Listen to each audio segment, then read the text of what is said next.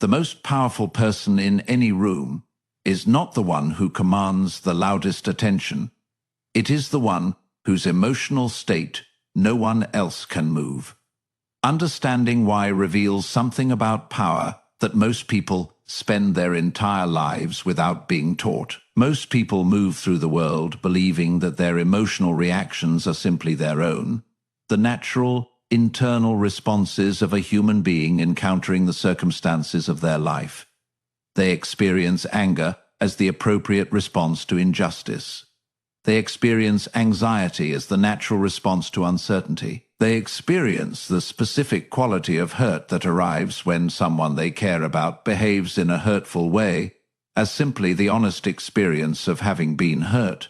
What most people don't realize is that these reactions, however genuinely they are felt, are rarely as internally generated as they appear. They are almost always the outputs of a transfer mechanism, a process through which something that originated in another person's emotional state or strategic objective has been moved through specific behavioral triggers into the recipient's internal experience. The person who provokes anger in another person has transferred the discomfort of their own unfavorable position into the emotional state of whoever was available to receive the provocation. The person who generates anxiety through the strategic withdrawal of reassurance has transferred the work of managing that anxiety from themselves to the person they withheld from. The person who creates guilt through the specific communication of having been wronged has transferred the burden of their own unmet need into the moral experience of the person who received the guilt induction. This is the mechanism of emotional transfer, and it operates continuously in virtually every social environment, by virtually every person, not always with conscious intention, not always through deliberate manipulation, but through the ordinary human tendency to express internal states in ways that activate corresponding responses in whoever is closest. Pay attention to what understanding this mechanism produces in practical terms, because it produces the most consequential perceptual shift available in the development of genuine emotional sovereignty. The shift from experiencing one's emotional reactions as self-generated events to observing them as the outputs of a process that originated elsewhere. This shift does not eliminate the reactions, it changes the relationship to them. And changing the relationship to them is the first and most fundamental step toward reclaiming governance of the internal experience they constitute. Most people miss this warning sign because the mechanism is invisible precisely when it is most effectively operating.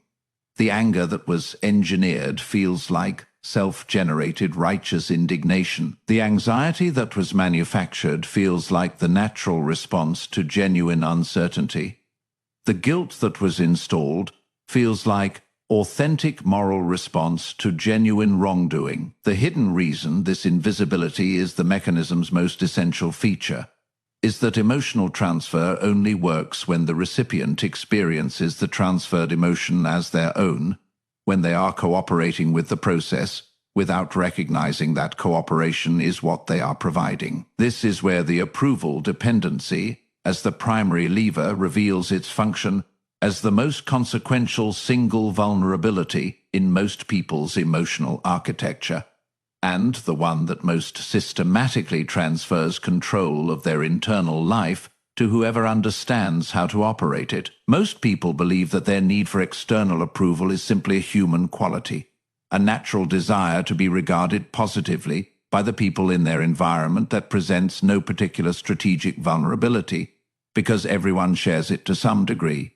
Those who understand human nature know that this belief, while accurate in identifying approval, seeking as universal, consistently underestimates the degree to which the specific configuration of this need in most individuals creates a structural dependency that operates as the primary entry point through which emotional control is transferred from the inside to the outside. The approval dependency works as a lever because it creates a direct connection between the evaluations that other people express about a person and that person's own internal experience of their own worth.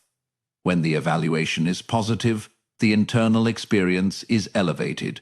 When the evaluation is negative, the internal experience is diminished. This connection, operating reliably and automatically, means that anyone who controls the evaluation controls the internal experience.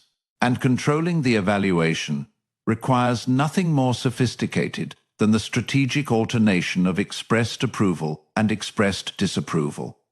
The specific technique that every effective manipulation of approval dependent people deploys, consciously or not, as its primary instrument. Few people understand that the most consequential feature of this dependency is not that it makes people feel bad when approval is withheld.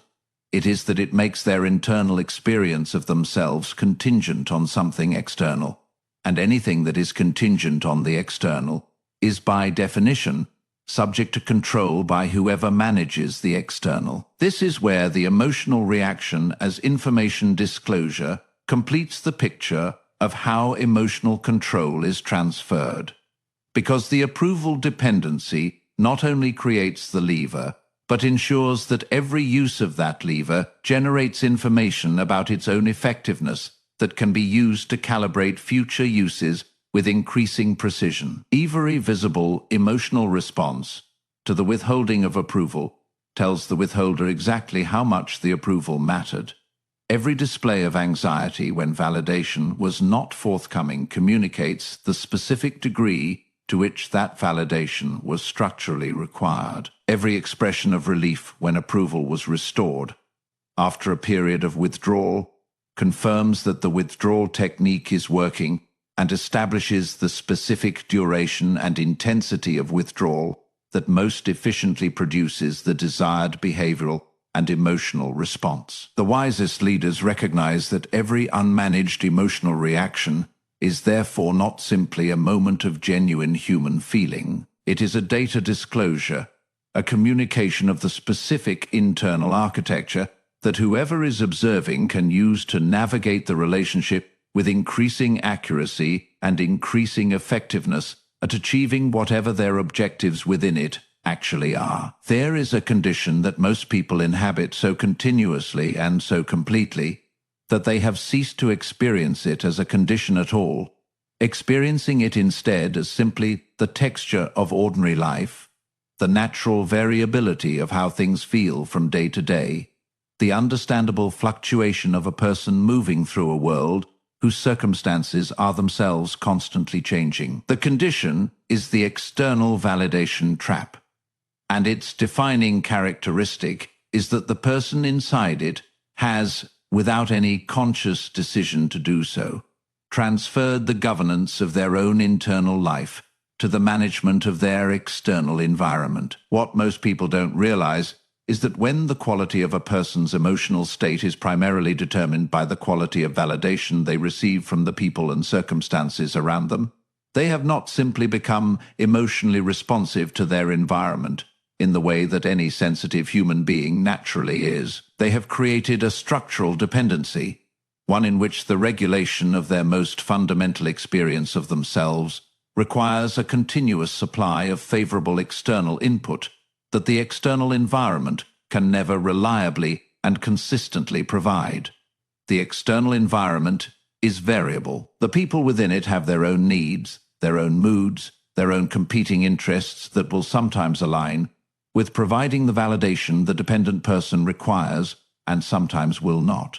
Circumstances shift, social dynamics change, and the person whose internal stability depends on the external environment consistently providing favorable conditions is perpetually at the mercy of variability they cannot fully control. Pay attention to what this dependency produces across the full span of a life in which it is never interrupted, because it produces something more consequential than the ordinary discomfort of an emotionally difficult period. It produces a permanent outsourcing of self-governance to a source that was never designed to provide it, and that cannot be made reliable enough to sustain the function it has been assigned. This is where the internal standard as liberation reveals its function as the most structurally significant shift available to anyone seeking to reclaim genuine governance of their internal life. Most people believe that developing inner confidence requires accumulating enough external validation to eventually trust their own judgment, that the path to self-sufficiency runs through sufficient external confirmation that the internal standard is reliable before it can be trusted to operate independently. Those who understand human nature know that this belief precisely reverses the actual relationship between internal standards and external validation. The internal standard is not built from accumulated external validation. It is built through the sustained practice of evaluating one's own behavior against a criterion that exists independently of what any specific external response to that behavior happens to be. The person who acts according to a clearly defined standard and then assesses that action against the standard, rather than against the response it produced, is developing the specific internal reference point from which genuine emotional sovereignty eventually becomes possible. They are building the internal authority to say about their own behavior and their own worth, something that does not require anyone else's agreement to stand. Few people understand how completely this specific development changes the emotional architecture of their life, because it removes the primary mechanism through which external parties were governing that architecture. When the internal standard is genuinely established and genuinely operational, the withdrawal of external approval does not destabilize the internal experience of worth in the way it previously did.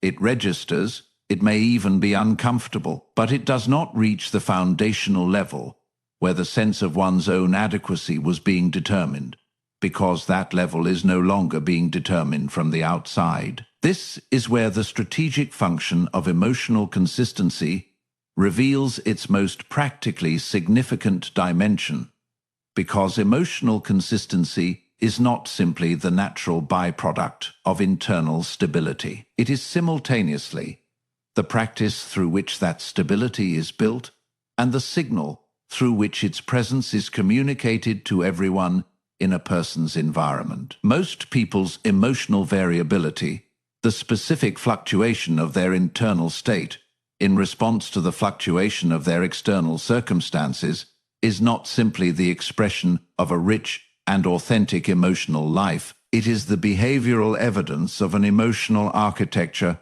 whose baseline is being continuously reset by external inputs rather than by an internal standard that remains stable regardless of what the external environment delivers. The person whose emotional state remains recognizably consistent across a wide range of circumstances communicates something through that consistency that no amount of declared confidence or performed composure could communicate with equivalent credibility. They communicate that their internal foundation is not contingent on the external environment cooperating with what they need it to be, and this communication, made not through any assertion, but through the accumulated observation of consistent behavior across varied circumstances, creates a specific social dynamic that most people never consciously construct, but that consistently characterizes those who are most genuinely difficult to manipulate or destabilize. Pay attention to what this dynamic produces in practice,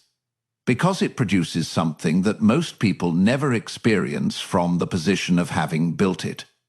The specific experience of being someone whose internal state others cannot reliably predict through the ordinary mechanism of applying pressure and reading the response. Most people's emotional variability makes them predictable in a specific and strategically consequential way. Their responses to specific stimuli are consistent enough, their sensitivities identifiable enough, their approval dependencies reliable enough that anyone paying sufficient attention can construct a working model of how this person will respond to any given approach and what specific inputs will produce what specific emotional outputs. The person with genuine emotional consistency cannot be modeled in this way, because their responses are not primarily determined by the specific inputs they receive, but by the stable internal standard against which those inputs are assessed before any response is produced. This is where the patience required for genuine reclamation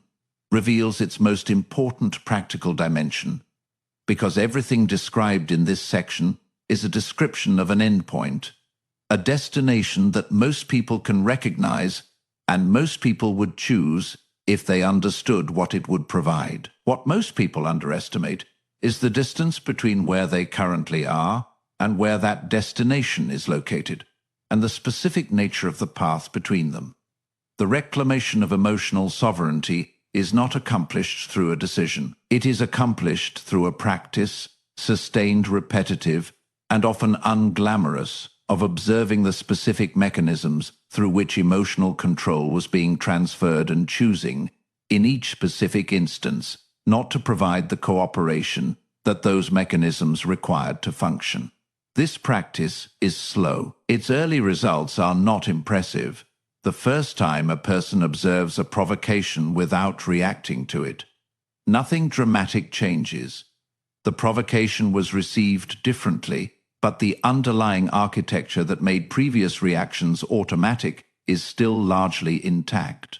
It requires the accumulation of many such instances, across many such mechanisms, over a period of time that most people's desire for immediate results consistently underestimates.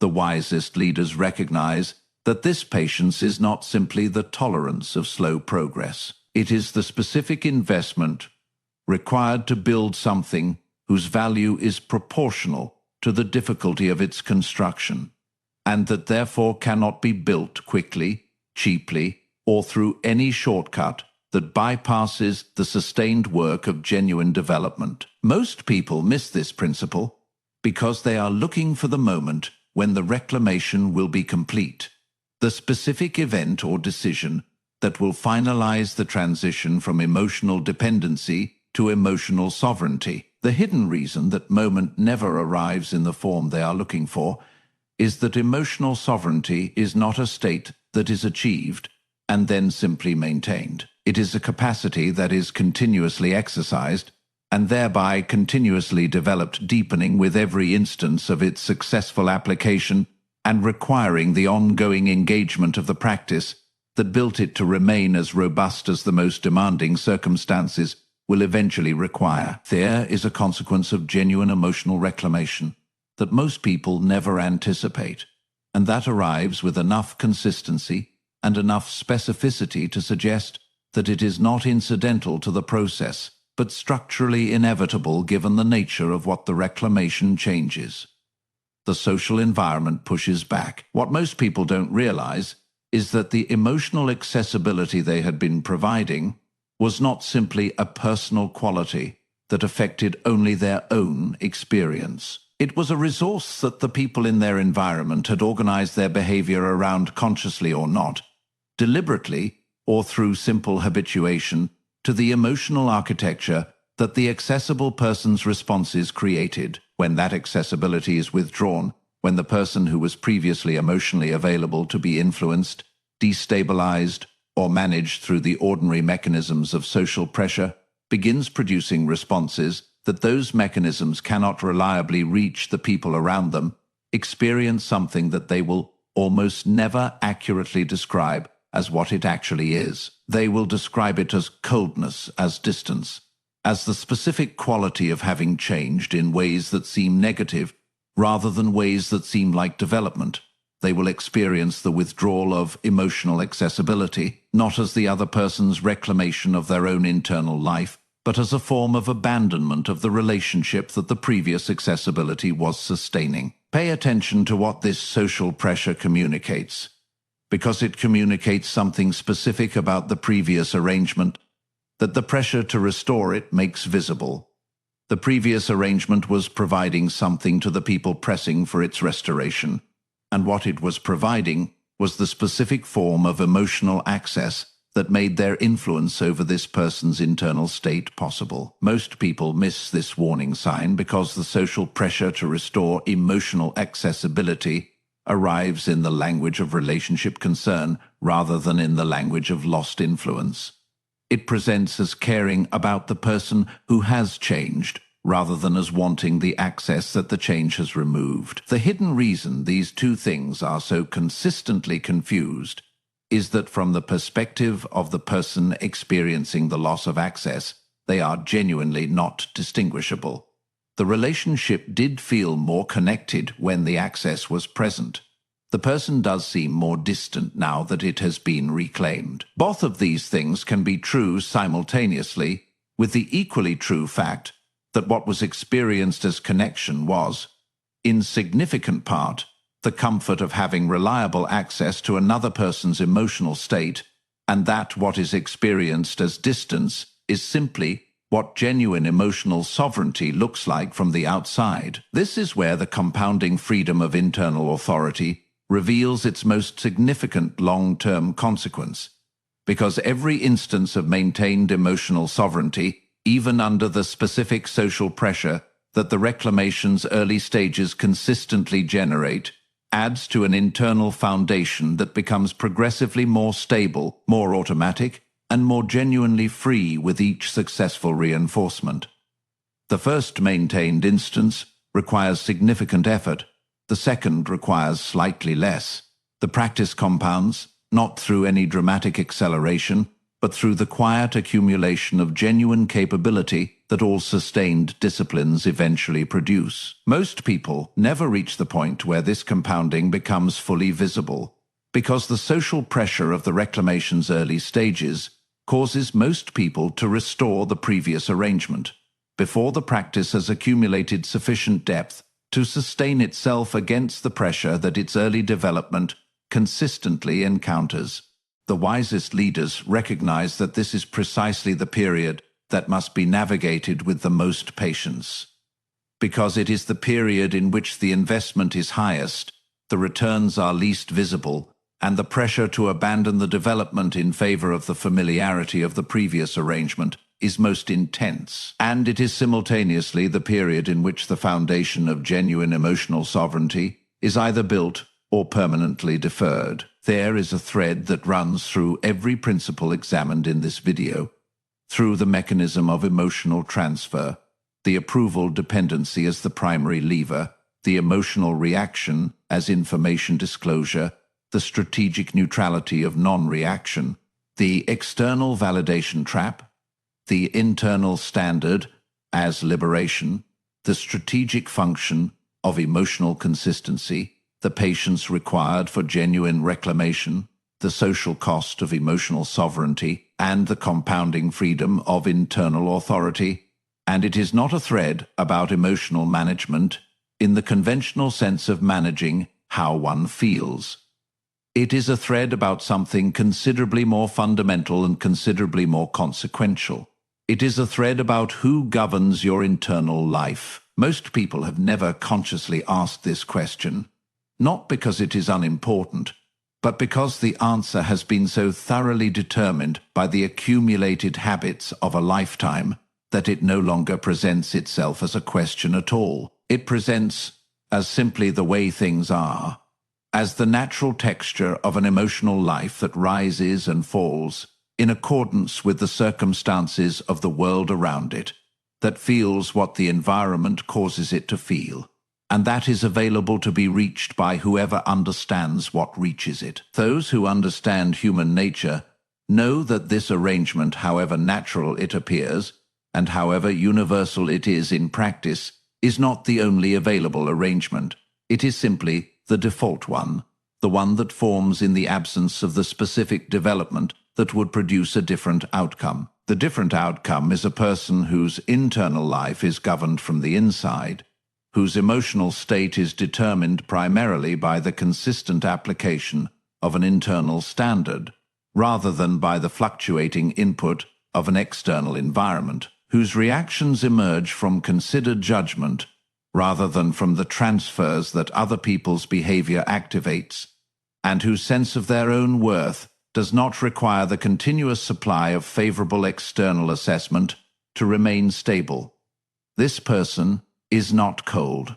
They are not closed. They are not the performed version of emotional unavailability that most people produce when they are trying to protect themselves from vulnerability through distance.